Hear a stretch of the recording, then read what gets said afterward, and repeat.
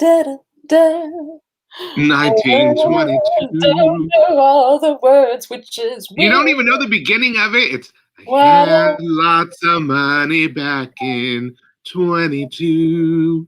do da, da, da, da, da. Other mom will make a fool of you. Why Why don't don't you do right like like some other man do? Get out of here. Give me some some money too. love that I song. think that's about as much as we can get away with before we get sued. So gotta stop. Because we sound exactly like the soundtrack. We totally.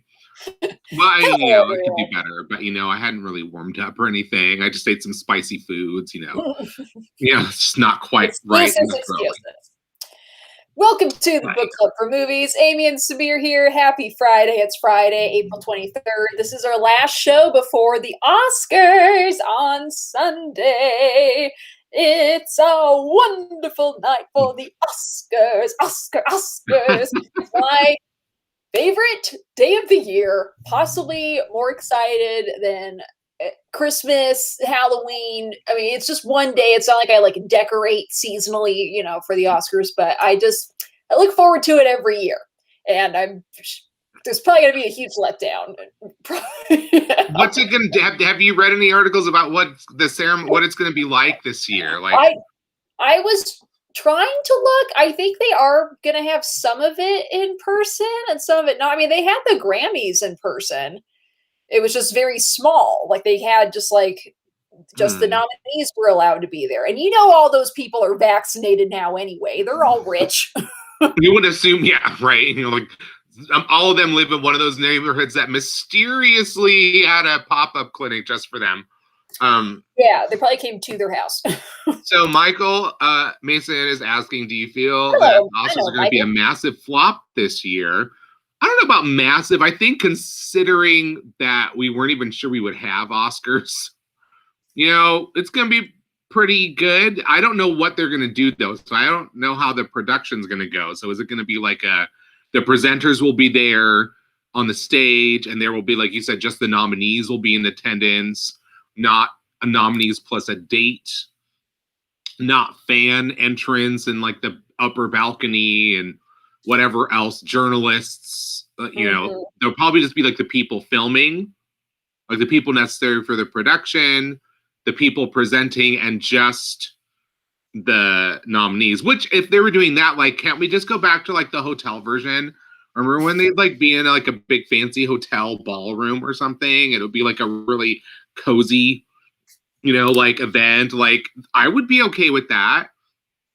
Well, it's like, this is what it's going to look like, now that you're all vaccinated, you can have maskless indoor gatherings with other vaccinated people.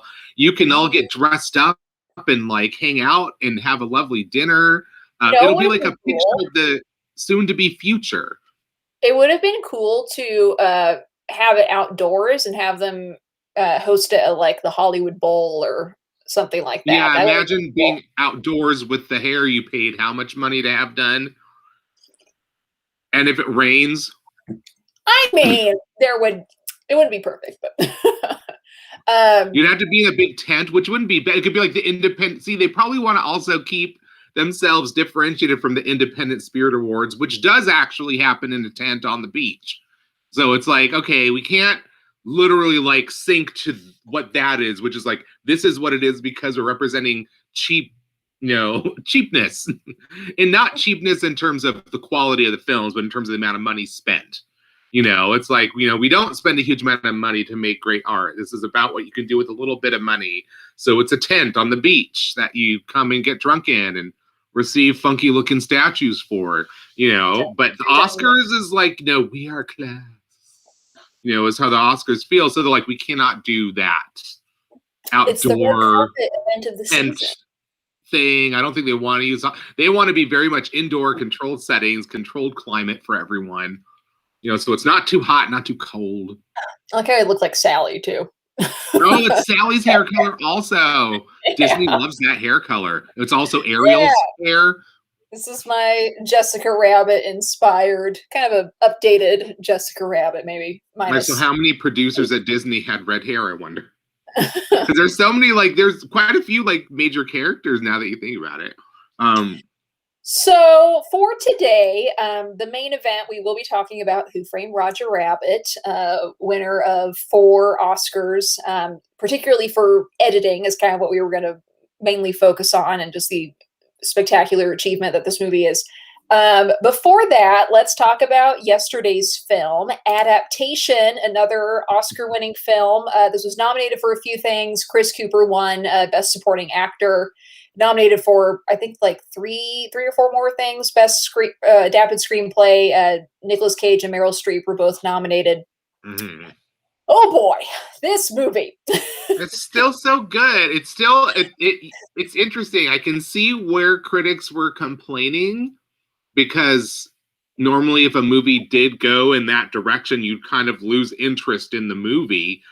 But at the same time, it's also like, that's the point at which you remember, like, oh, we're in a movie. We're in a quote, big air quotes movie at this point. Also, and it's all the stuff like, that they listed off before that, like, I'm never going to do this. And the movie doesn't need this. And it shouldn't have this. And then they, like, give you every one of those things. And then you're like, is this Charlie Kaufman, like, softening a bit and being like, well, you know what? A movie does have to have characters that have something going on like this that you'll identify with. And or is it a cynical, like, okay, here's what you think a movie is, and I'll give you all of that shit, and this is what, and then, you know, and so it's like, which side? It's a little bit of both, I think. Still, it's still, but it's hard to say one or the other. I felt like it was a little cynical, and also, I mean, the character, like, he does end up going to that screenwriting seminar. And actually likes it. So it's like, well, this is how he writes after he goes there, and it's a lot more just traditional ending that's like exciting, and something that like his brother Donald would like, and what he would write. This movie was a trip. I was watching this with my dad. My dad actually stopped watching this movie about halfway through. He told me to pause it. He always gives me this little sign of like, stop it. And I paused it, and he was like, he's like, this is one of the most depressing movies I've ever seen. And it helps when when you haven't seen as many movies as other people, perhaps. It was like, he just thought he was like, I just don't, in a way, he was kind of describing, you know, just like, there's nothing really happening. This character is like really depressing to watch. I was like, that's kind of what the point is. Well, I feel like there was things happening. There were things happening. Like, a life is still being lived. There are still things happening. It's just like, you know, when people, I always wonder when people make that complaint about a movie, and I'm like, well, what do you think should happen? Does everything that happened in a movie have to be at a 10 for it to be considered, quote, happening, for something to, quote, be happening?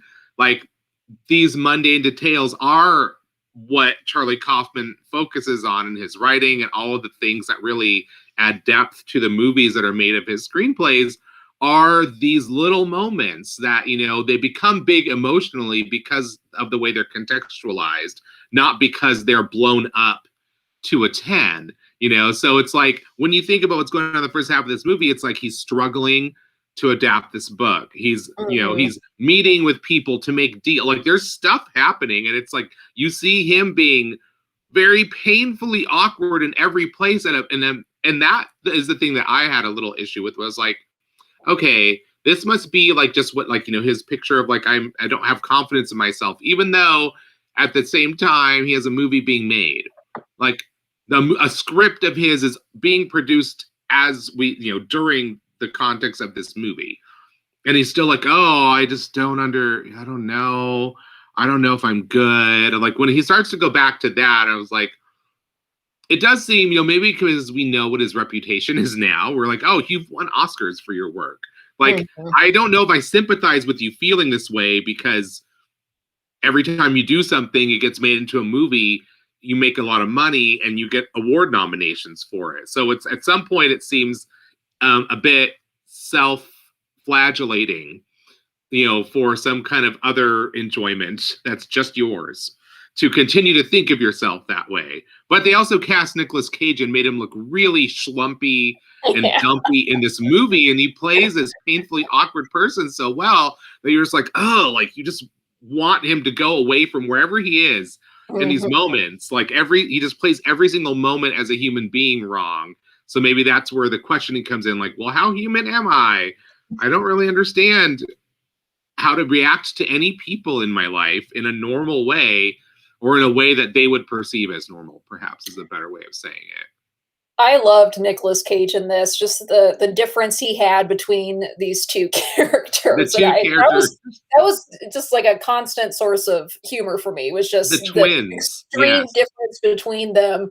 You know, like here's the guy who, you know, it's like he goes on set of being John Malkovich and the actors don't even look at him, and the other one, he was like, yeah, like Kathleen Keener's over at the house. It's like, she's at my house. But I loved how they worked in those, like the movie world of the movie that he worked on previously that we already know has come out, that they've filmed things and worked that into the world of this movie. So because at first I was like, wait a minute, did I start the right movie? For a second I was like, did I start something else? And I'm like, oh no, this movie. I'm like, is this a behind the scenes clip that they worked into this? Or is this like a scene from this movie that they filmed for this movie? Like, it was like, I was even confused right away. You're confused as to which movie you're even watching. And then you get to like halfway through the movie, then you're like, which movie am I watching? It plays with you so well, and it does it in such a fun way that I think it undercuts the like sort of depressing parts of like, you know, his inability to connect to people. Somehow you feel like that works itself out at the end, even though there's not really a whole lot of work put into fixing that, because you kind of go right into the like crazy plot part where Meryl Streep is snorting like orchid cocaine and plotting to kill people. I was like, okay, this is really, really ridiculous, and I love it. Just that this is Meryl Streep doing these things in a movie. Like the last time I saw her really kind of play a different kind of character was like She-Devil, you know, like back in the late 80s, which was when people were like, oh, she has a sense of humor, you know, and then here was like, well, she really has a sense of humor, because that role was just hilarious to me. Her vision of like this bored, sort of spoiled, pretentious author from the New Yorker, like, who suddenly is entranced by this toothless Florida man who steals orchids from swamps and snorts the powder from them. Like, it's just, I love all the crazy places that it goes, and it doesn't feel like it's just indulging itself in craziness.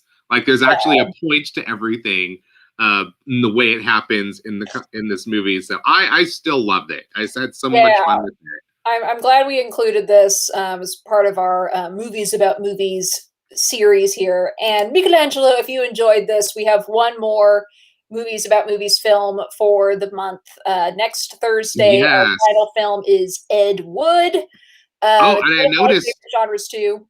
He mentioned that his dad walked out on him on a movie he was watching when he was watching After Hours, which is one of my favorite Scorsese movies that hardly anybody ever knows or talks about. It is amazing. Great, I haven't seen it. It's a black comedy, like it's almost like a black comedy remake of The Trial, of Orson Welles' The Trial, which is already slightly blackly comic in and of itself as an adaptation of that book, which is really depressing.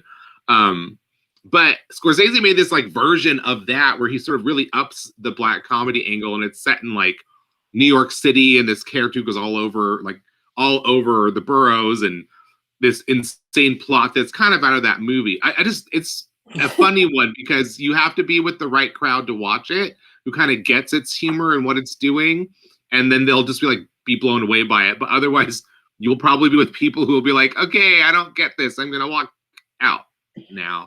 The other movies that we did in this series, we did The Bad and the Beautiful, 8.5, Birdman, and then Adaptation, and Ed Wood. We only have 5 that we were sticking with, but there were certainly a lot to choose from.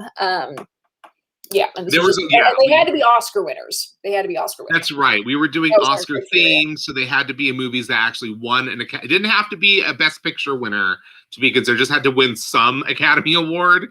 Yeah. Basically, we were just looking for any reason to get like movies we love that are about movies onto this list, and this was one that like we thought we should bring back because it doesn't get talked about enough. I don't think.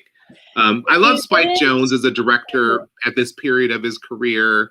And I loved, the way Charlie Kaufman was, seeing the world around him at this period of his career also was just like really amazing. I think a lot of people connected to it. So this was like a really fun twist to everything. And it felt like one this month too. If you didn't see Adaptation, it's available on Tubi. So you can watch it for free. There were ads. But otherwise, they were a little more oddly placed here and there this time, I would say, than before. But I don't know, it seemed less intrusive. Like it wasn't like you were getting like a 10-second ad, so you just got this weird blip that interrupted your flow. It's like, well, you already broke it, so you might as well stick with this for a couple minutes so I can go to the bathroom and come back. And it was like just the right amount of long for a break.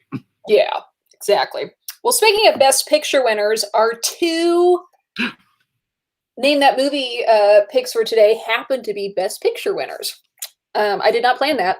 That's how it is. So go ahead and guess what the movie is based on the images. I don't know if I should give any other clues yet, except they're both Best Picture winners. Well, let's hope that people don't need too many extra clues. Yes. Okay, here we go. Best Picture winners, eh? So that says Not Too Loud, The Neighbors Are Complaining. That's kind of hard to read. I think I know what this one is. I didn't get this one because I was kind of little when I saw this movie, so I didn't get it, but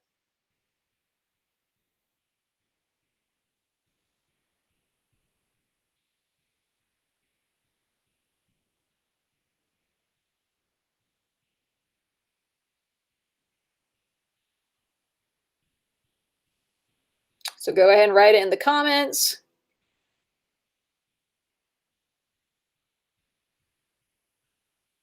Or maybe I don't know this one. I thought I did.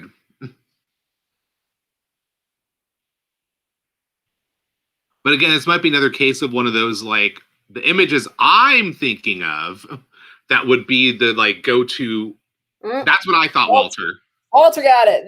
I would have picked, like, the image of the whole office of all the desks arranged, in perfect, or, like, it's a shot that actually is kind of repeated in the trial, which you mentioned earlier. But no, that's the shot that I always think of when I think of the apartment, is that shot of, like, everyone in their perfectly organized place in this sort of hellish office environment, is the shot. So obviously also the end, the shot of the pills gives it away. CC Baxter gives it away. But what's the next one? All right, here's another one. Here's our next one here. Another record player. No, well, at least we moved away from guns. What is the thing on that? What does it say? It says Koufax into his windup. Koufax into his windup. I actually didn't get this, and I've seen this movie many, many times. I was very disappointed in myself when I looked it up. I was like, really? Well, like I said, sometimes it's like the images that they chose. Sometimes the images are just like, there's no way for you to choose an image from the movie that won't really, you have to pick a representative image. All the choices are obvious. And then others like this, where it's like, well, these aren't the images I would think of for that movie. And so they're not the ones that like burned themselves into your memory. But this is also Best Picture winner, you say? It is from the 1970s. Oh, them. No.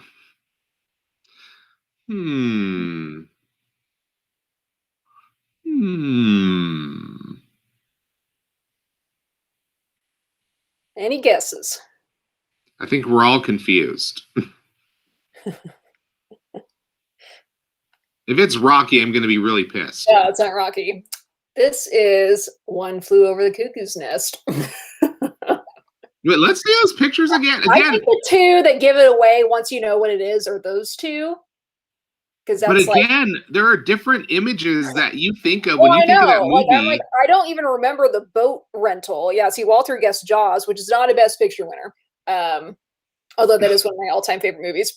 But like you get it once, but it was like, okay, a record player. Like, again, the last movie we just saw had a record player in it. So right, I was like, it's different. I don't know. Obviously, there are pivotal moments in the movie that that is in the scene somewhere, but I'm like, not the image I go to when I think of that movie.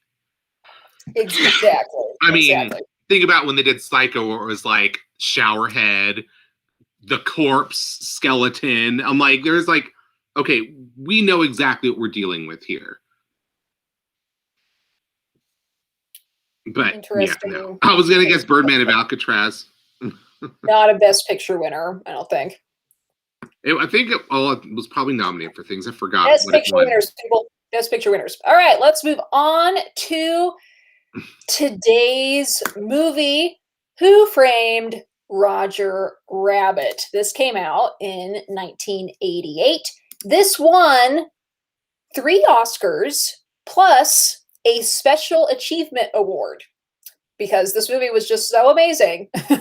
But it did win Best Film Editing, Best Effects for sound effects, and Best Visual Effects.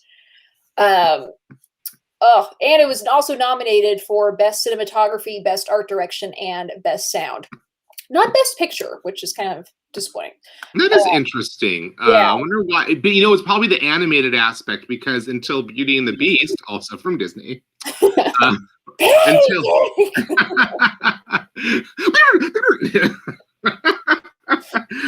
yeah, Until Beauty and the Beast, there was no animated film that was nominated for Best Picture. So a lot of this movie relying on animation probably is the thing that they were like instantly somehow in an Academy voter's brain, they instantly do not consider a movie a Best Picture nominee if it's animated. This special Oscar, I mean, how many times have they done that besides just like, oh, you're getting the Humanitarian Award or the Lifetime Achievement Award? Or those child Oscars they used to give out to kids. I'm thinking of that, and then like Snow White. Snow White got a special Oscar because no one had really knew what category to put that in. Since it was something so new. Of course, Disney had obviously already made movies that combined human characters and animated, characters in the same strip of film. Obviously the movie that happened in, coincidentally, a couple of years before, or maybe the year before this came out, they basically announced that they were forever keeping it in the vault, will never release it for home viewing, never show it in theaters ever again. So it's like they really needed to erase the specter of that being their only accomplishment in this world of film. So then they really did that completely with this movie, because this movie definitely stepped it up to a level that like nobody had seen before. Wow. And at the same time, you got like I'd forgotten it was nominated for art direction, because it totally gives you that old Hollywood feel. Like it's all throughout that movie, and you kind of forget that those details are in there. So you kind of get these constant little like, oh, look at that, they're going here. Oh, look at that. Like there's so many things in this movie that just make you sort of like gasp with delight. And then it's all the different things it parodies. It's like 40s film noir is like worked in. Like there's just so many great things in this movie. You could watch it over and over and like never get tired of it. So the basic plot of this, if you somehow still haven't seen this movie, a tune-hating detective is a cartoon rabbit's only hope to prove his innocence when he is accused of murder. The detective is played by Bob Hoskins. Apparently, Bill Murray was one of the first choices for this character, but they like didn't ask him in time. And then like Bill Murray found out about that later, and he was really upset. He was like, I totally would have said yes. Right. And Bob Hoskins is great in this too. So, that would have been an interesting movie. That would have been an interesting another movie. Interesting casting thing.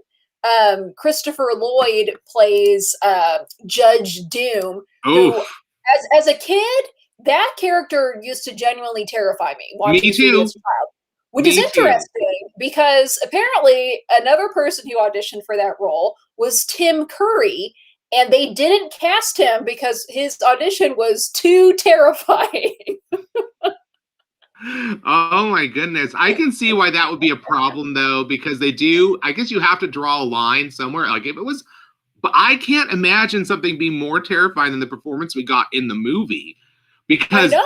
I mean, these were, I mean, I'm someone who was raised on horror movies, okay? I knew Freddy Krueger, like I knew all of those people as a little child, so I should have been conditioned to to things like that. But I found his character genuinely menacing because he seems to genuinely enjoy hurting the Toon characters, and that's not a level that you always really get. And I think it's because you don't expect it to go that far in a movie that you're like, oh, it's safe to bring my kids to this movie. You don't expect to see a character who's genuinely a sadist in the context of your kids movie. So it's like when you have that context and then you have a character that sort of goes beyond the limits of it, like it really, really stands out and it really works. Because when that moment with the shoe and the dip, I'm still sad for that shoe to this day.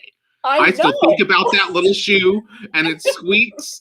And because it's like nuzzling him beforehand, and it's like that's how genius this movie is. That is an animated shoe. That is an animated shoe nuzzling up against a person. So obviously, none of that's there. They're just miming, this. But you were so like, oh my God. Like the animators and the way the editors were able to work that animation into the real figures world. Just like you feel for all of those characters so much. I'm like, that is a real feat of animation. That was the problem with some of these like lifelike animation remakes that you get now, where it's like, well, before we could have expressions on these figures' faces, and if you're trying to make them look realistic, there's no expression there. So you're kind of losing me there with the story. And here, oh my God, Roger Rabbit. I adored Roger Rabbit so much when this movie came out. I absolutely loved him. So, and also, I didn't realize Bob Hoskins wasn't American. I thought Bob Hoskins was like, some like total American Joe Schmo. I'd never seen him in any movies before this. And so the first one I see, he has this totally convincing American accent. And I think he's just another American actor I haven't seen yet. And then I see him in another movie made in England. And I'm like, he does a really good like Scottish accent. Yeah. I'm like, and I still at that point didn't know that he was not American. It was like another movie after. I'm like, he's still using that accent. And then I'm like, oh, okay. He was just really, really good in Roger Rabbit. I was convinced. He was. I mean, Bill Murray would have. I mean, I think this movie would have been just as amazing if he was in it. But yeah, Bob Hoskins is just fantastic in this. And this movie, you have to appreciate the amount of work that went into. I mean, any movie, of course, there's like hundreds, if not thousands, of people that work on a single film. This movie was the most expensive film made in the 1980s.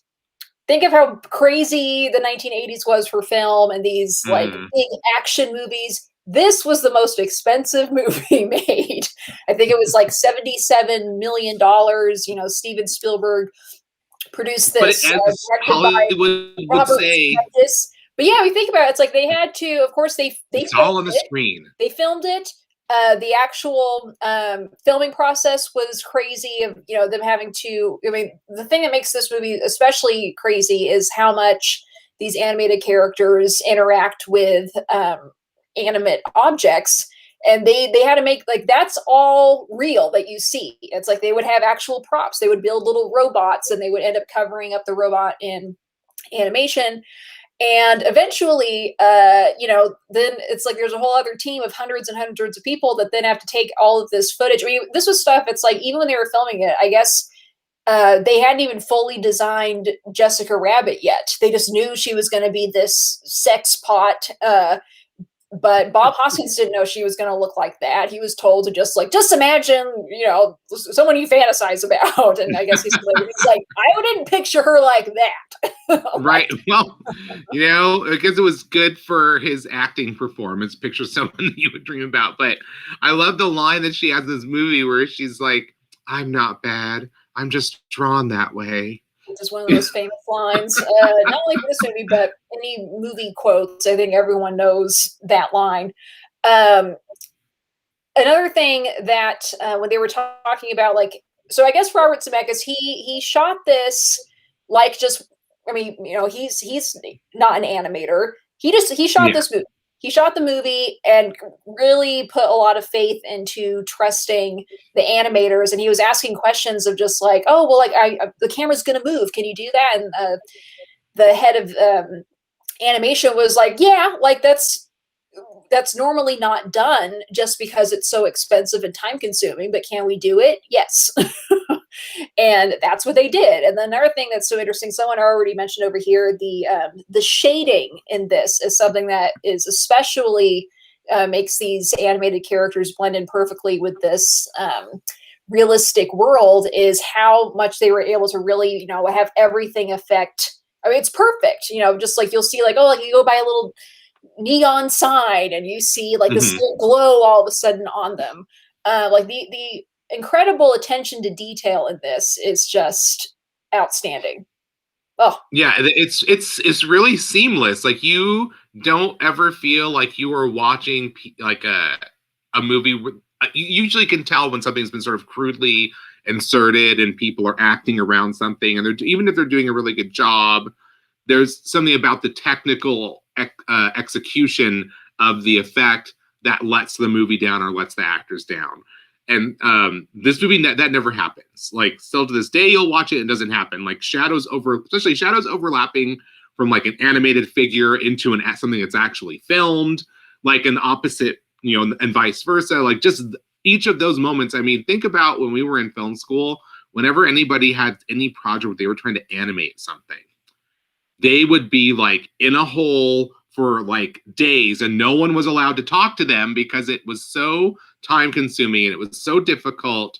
And then they'd finish and they'd have like 3 seconds of animation that they did. Yeah. And they're like, I finally finished it. And it would, look good for what they needed for it, but you're like, oh my God, you were like gone for a week, and doing this relatively simple animation that you're working into your film took this much time and energy for you to do.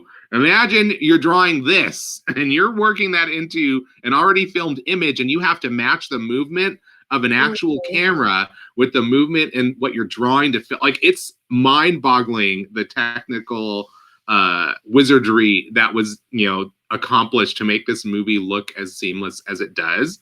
I just bought right away that the moment you see the movie start and it's a cartoon and you think you're in a cartoon world, and then he walks off the cartoon world into a real world, like right then and there, your mind is like, and you're just like in it. Like, I didn't even think that was possible. Because usually what you see, like in the movie that shall not be named, that for very, very valid social justice and progress reasons is no longer shown by Disney. Even though there was a ride at Disneyland based on that film that they still haven't fully changed yet. But even in that movie, it's like there's nowhere near, like, you can tell that it's like, okay, you're seeing into like something that a green screen's going to fill in. Mary Poppins has this mix, even like some other, I don't know, I always think of like Gene Kelly dancing with Tom and Jerry, or Esther Williams swimming with Tom and Jerry. Yeah. Tom and Jerry. They made it in there a lot. This movie is just absolutely incredible. It's been years since I've seen this. I love the ride at Disneyland. I can't wait to go back. Yeah, even though it's one where it's always just like the longest line. We always wait until we're like, it's got a 15-minute wait. Let's go. Let's run in there. I mean, even has fast passes for it. Although it's a pretty enjoyable ride to Michelangelo, you get it. Yeah. Luke was asking which movie should not be named, and I was like, I don't want to say it because I don't want to put the conversation out there about it because you'll get so derailed into it. But he knew the song right away. It was the Oscar-winning movie for that song. Craziness, but yeah. Cool World. Andres also mentioned Cool World was a few years after that, and he's right. That movie doesn't look anywhere near as good as this. Nope. And it was made like 3 or 4 years later. And Brad Pitt's in it. And Brad, yeah, looks real good in that suit too. Yeah, Space Jam, I think it's probably the closest after this that this has come to as far as that blend. But it's just that the story there failed so drastically. The story here succeeds so wildly high in a fashion. It's just like, I loved this story because this movie, like as a kid, like, I didn't know what film noir was, but you kind of learn like all these sort of tropes of film noir from this movie, and then you bring, since all the animated films as a kid, we were raised on those movies, so we knew those movies going in, so we could see how they were playing with those characters that we knew, so we could assume somehow we understood that the film noir aspects were elevated or exaggerated for humor, but also still played for seriousness in the right times. Like, we understood that this was an exaggeration of it. That these are like the big things you'll notice. So I feel like for us people who went to film school, this movie is like a crucial part of our childhoods in a lot of ways. So I have deliberately withheld watching it since we decided to put it on our calendar. I have wanted to watch it for a few weeks now. So perfect choice for the weekend.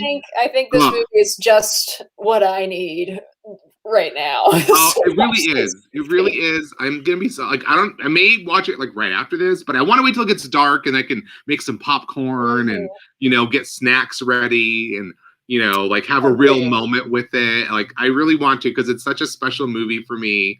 It has nothing but like amazing memories, and it really I really think it's crucial to like awakening that part of your brain that like just wants to know how films are made and wants to get into this world somehow. This movie gets all of it.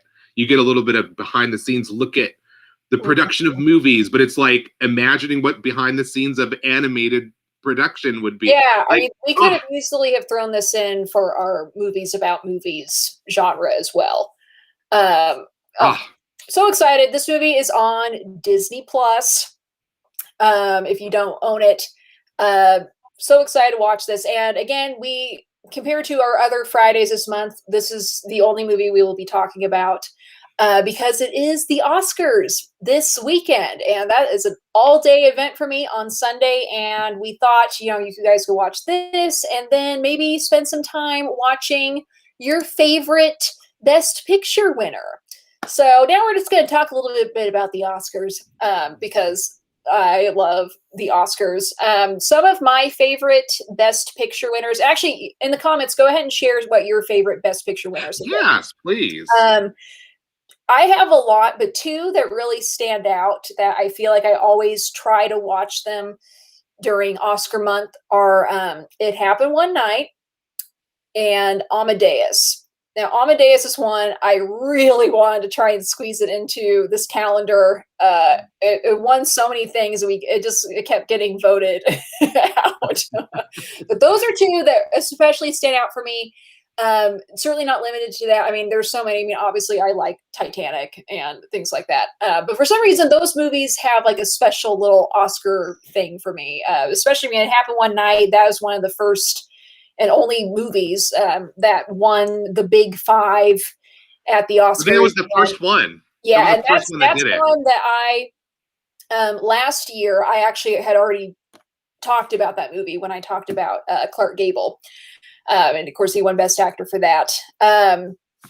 Andres likes Birdman and Return of the King. Yeah, I obviously love Lord of the Rings too. Birdman is fantastic. We were lucky to squeeze that onto our calendar. Samir, what are some of your favorites?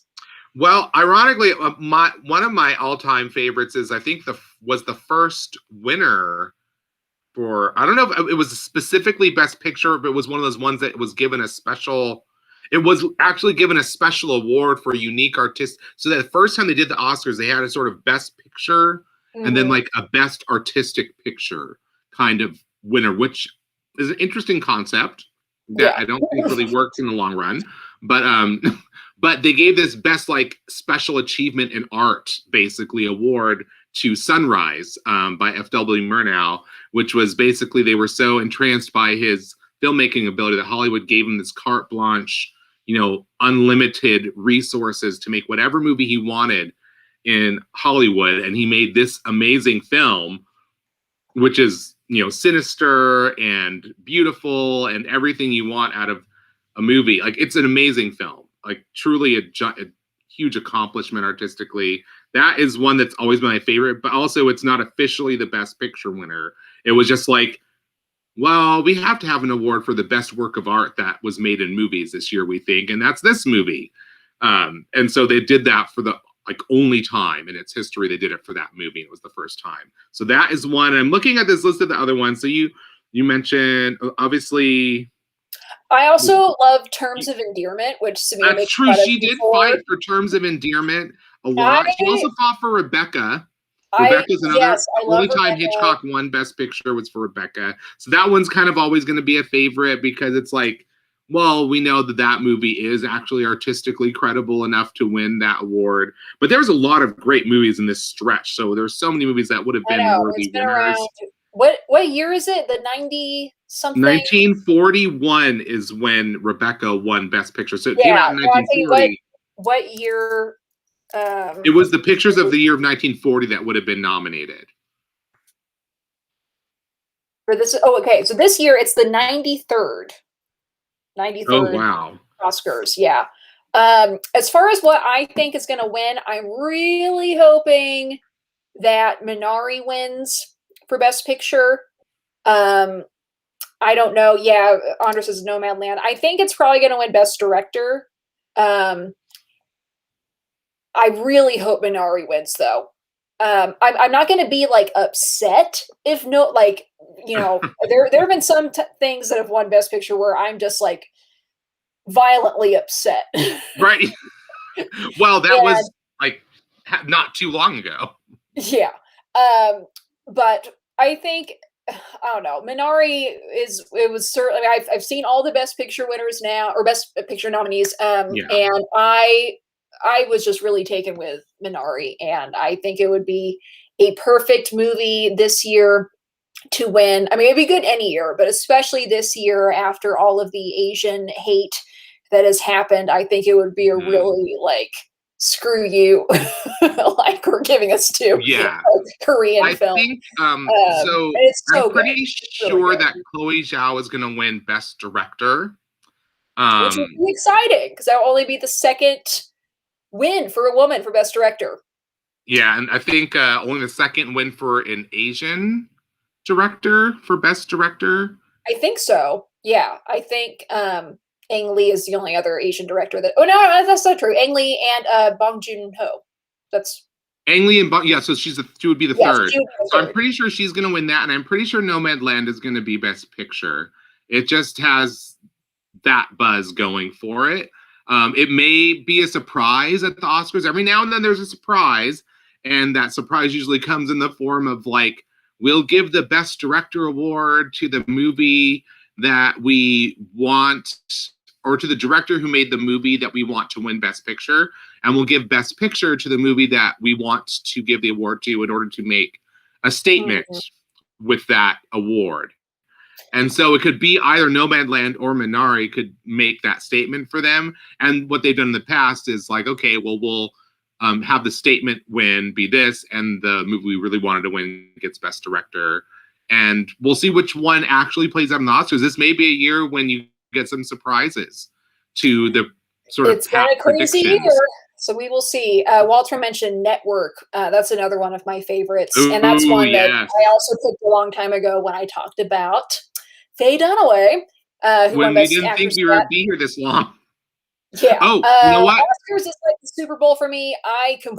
This is my Super Bowl. I went to Party City today. I'm having, I invited a couple people over. Stuff. Well, no, I went to Party City. There was nothing. You go there for Super Bowl. Everything there that was seasonal. They had like stuff for Cinco de Mayo, and it was like offensively Mexican. Like, yeah, they had that. It's like nothing. I we're the only ones who celebrate that holiday here. Yeah, yes. But for reference, Cinco de Mayo is not really celebrated in Mexico. It's like a thing that we use to sell like cheap things in Party City type stores and themed restaurant thing. It's a thing that's here that's used for marketing basically. But yeah, you feel like there would be something for like, I don't know, but you know, over the years maybe it doesn't have the same cachet. People, the Oscars party isn't as big a thing for people now maybe. But I just remembered that All About Eve did win Best Picture, and that is definitely one of my all-time favorite Best Picture winners because that movie is the most quotable film I think ever made. One of the best written screenplays ever. So that one's always up there. Also, of course, the musicals that won Best Picture for me are up there, like Gigi and My Fair Lady, West Side Story, which we will talk about next week, actually.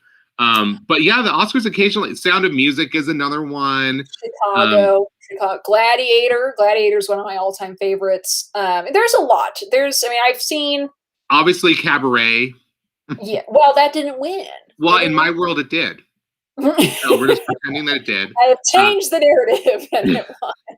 But yeah, a lot of these are kind of like, okay, well, this is like Kramer versus Kramer, one for Best Picture. Like, really, guys? Like, I have a feeling that 1979 had more to offer than that movie. But it was like, there was a zeitgeist around that story. Somehow it hit a nerve, and that was a thing that won. But then also, you know, I'm also sure 1984 probably offered better films in terms of endearment, as endearing as the film actually is on a, terms of endearment was up against The Big Chill, The Dresser, The Right Stuff, and Tender Mercies. I have not seen any of those. Yes, those are the ones that got nominated. I'm talking just about the movies that came out that year. Yeah. I believe there probably was a better movie than all of those, actually, that came out that year. Did not get nominated. It was an interesting year for movies that year. But that was probably one where, like, we need just like a tearjerker. We need something not political because they did Gandhi the year before.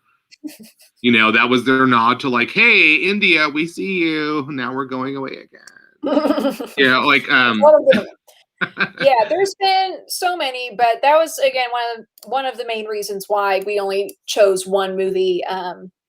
We usually have only done one movie on Fridays, but yeah, so enjoy Who Framed Roger Rabbit this weekend. Pick one of your favorite Best Picture winners to watch, and then of course watch the Oscars on Sunday on ABC. I think the actual award show starts at 5.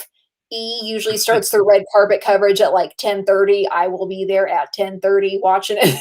I was gonna say, I don't know. Well, maybe they will have to start that early because it's like, even though there's fewer people, maybe it'll take that long for everyone to get inside. Because usually there's that like, people are still arriving. The awards have started and people are running in the door and bottlenecks to get into their seats. And I'm like, I don't think that's going to be a possibility this year. I'm wondering will people have a timed entrance? Like, okay, Angelina Jolie, you are going to be here at 3:47 and you have 5 minutes to get in. If you are not here, you do not enter. You know, it's like, what is this? What's it going to be like? Because they're going to have things very organized, I would assume, in some way, unless everyone's vaccinated and they're like, this is Hollywood. We're pretending the world is fine for 3 hours. This will certainly be an award show to remember, given the circumstances at the very least. I'm so excited. We, of course, will be doing a recap on Monday. It's also Friday, which is when we do our Patreon Appreciation Day. Here we've got, thank you to our lovely screenwriters, our official screenwriters, my aunt Julia Lajoie, Crystal Mayer, our production assistants Nicole Flax-Tatlick, Andres Gallego, Donna Robinson, and our day players Walter Murray, Cinna the Poet, and Luke Limberis. I think that was how you say it. Correct me if I'm wrong. I know you've corrected me before, Luke. I think it's Limberis. I hope I said it right. But also, look at all these comments we missed. It's like, so wait a minute, Walter. Who has hit on who? Ben Wishaw's hit on multiple friends, gay and straight in the past. or Colin Firth, because I know Ben Whishaw is gay, but I definitely love to hear if Colin Firth has some sugar in his stride or not, because I've always had a crush on him too. How do you guys feel about the Academy forcing folks to show up if they want to accept their speeches and not able to virtually accept it? That is an interesting question. I would feel like just let them go on as long as they want. Oh, that, yeah. Kevin, I have stories about Kevin Spacey that I don't think I want to repeat on here for fear of being sued, but I know some things. That's all I'll say. But about that is interesting, because I feel like if you're going to have everybody show up and everyone has to be organized, I don't see what the point in being like strict about the time is. I'm like, I guess because they don't want to pay extra for whatever extra time that you use up on the network, you probably have to pay a huge amount of money for that. It's still a live television event that's watched by the entire world. I mean, they have to run that thing. But I'm like, you should also just like plan for more time, like buy more of the time than you need. But, you know, it's like they're always trying, you know, because they don't make as much money as they used to off of it, so they don't want to spend that money. But then it always creates this like, okay, this artist who's like struggled for years and finally has this moment to shine, you're telling them to shut the hell up and they've talked for 5 seconds because you want to keep the show short. And I'm like, well, fuck you. I'm sorry. I want to hear that person speak. I want to hear that person's story. This is the only time that the whole world's going to see that person. Like, let them speak, like, for goodness sake. So it's like, I always hate that. I'm like, just buy more time. You know you're going to spend the money on something stupid anyways. Just spend it on an extra 45 minutes to cover your ass so people can give you a real speech and you can have a real moment. Like, it's been such a hard year for everyone. I would hate to see that they do that. Especially if they're forcing people to show up to accept their awards to give a speech.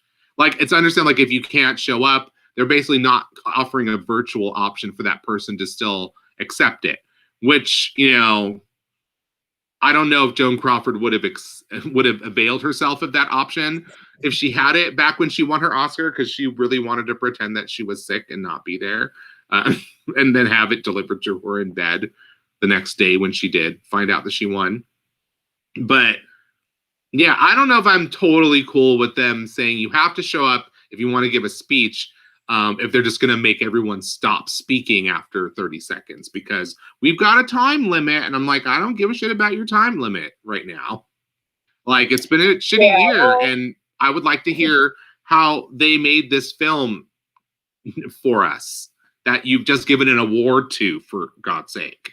Like, so I hope that we get none of those like music starting to play up moments. Like, I don't want any of that. We definitely will. It's the Oscars. But thank you to our they'll have to deal with some hate mail then. We really appreciate it. You guys keep us going. Once again, please enjoy Who Framed Roger Rabbit. We will be discussing Who Framed Roger Rabbit on Monday. We will be discussing the Oscars on Monday, and then we are still keeping our Oscar winners going throughout the end of the month. On Monday, we were talking about Sean Penn. No, we're going to cut. Yeah, we're going to cut him off before it hits that officially. But we will be talking about two-time Oscar winner, Sean Penn, and particularly his performance in Mystic River, which is what he won his first Best Actor Oscar for. So we'll see you guys on Monday. Hope you all have a wonderful weekend, and